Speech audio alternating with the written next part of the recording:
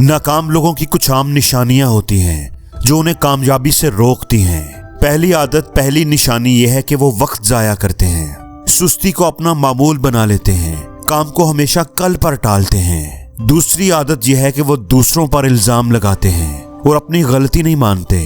वो अपनी नाकामी को तस्लीम करने की बजाय दूसरों पर इल्जाम लगाते हैं कि मैं उसकी वजह से नाकाम हुआ हूँ।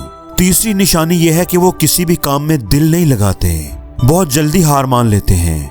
मुसलसल कोशिश करने की बजाय एक दो बार अगर नाकामी मिल गई है तो उसके बाद हिम्मत हार देंगे।